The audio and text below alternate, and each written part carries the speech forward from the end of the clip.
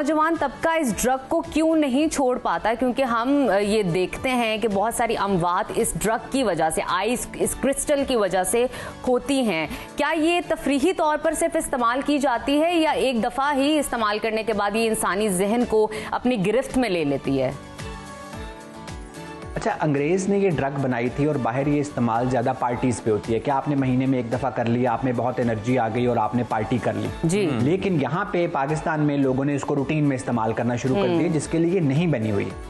तो फिर जब आप एक पार्टी ड्रग को एक रूटीन ड्रग बनाएंगे और रोज़ इस्तेमाल करेंगे तो फिर उसका नुकसान तो होगा। और आपने बात की कि नौजवानों, मेरे पास मिडिल एज लोग, मैंने आपको पहले भी बताया था, मेरे बहुत सारे पेशेंट डॉक्टर्स होते हैं। अभी भी एक डॉक्टर मेरे हॉस्पिटल में दाखिल हैं जो पिछले 6 साल से आइस का नशा कर रहे थे। अगेन पैरानॉइड हो रहे थे, साइकोटिक हो रहे थे, लोग समझ रहे थे कि स्किज़ोफ्रेनिया है, लेकिन असल में वो आइस इंड्यूस्ड साइकोसिस था। अभी वो एडमिटेड है मेरे पास। तो खाली नौजवान ही नहीं, खाली बच्चे ही नहीं, मिडिल एज लोग भी, ख़वातीन भी इस लत में मुब्तला हैं, जिसकी वजह से वो साइकोटिक हो रहे हैं, पैरानॉइड हो रहे हैं, ज़हनी और जिस्मानी नुकसान उनको। बिल्कुल डॉक्टर साहब, इसके शॉर्ट टर्म भी बड़े नुकसान आते हैं, लॉन्ग टर्म भी, और बिल्कुल जो है वो नौजवान नस्ल को इससे दूर रहना चाहिए और ऐसी सोबत से भी बचना चाहिए। सर ये बताइए कि वालिदैन या साथिज़ा किसी नौजवान में आइस के इस्तेमाल की अलामात को कैसे पहचान सकते हैं और वालिदैन क्या रोल प्ले कर सकते हैं इसमें कि अगर तो उनका बच्चा शिकार हो चुका है या वो इसकी तरफ माइल हो रहा है तो कैसे महफूज रख सकते हैं उससे? देखिए, सबसे पहले तो जनरल जब ड्रग सीकिंग बिहेवियर आता है ना कि उस बच्चे की ज़िंदगी में फिर सिर्फ आइस ही बचेगी, बाकी लोग नहीं बचेंगे।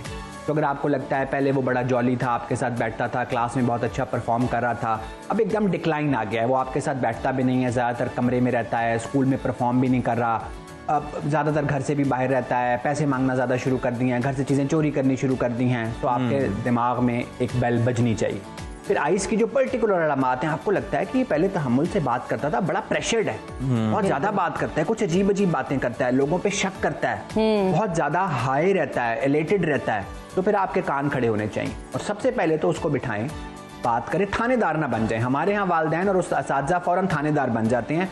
माँ बाप में और पुलिस वालों में फ़र्क होना चाहिए जी। तो उसको बिठाएं, बात करने की कोशिश करें, लेकिन अगर रिस्क आ रहा है, वो अपने आप को या किसी को नुकसान पहुंचाने की कोशिश कर रहा है, तब फौरन डॉक्टर से, साइकाइट्रिस्ट से, हेल्थ केयर फैसिलिटी से रुजू।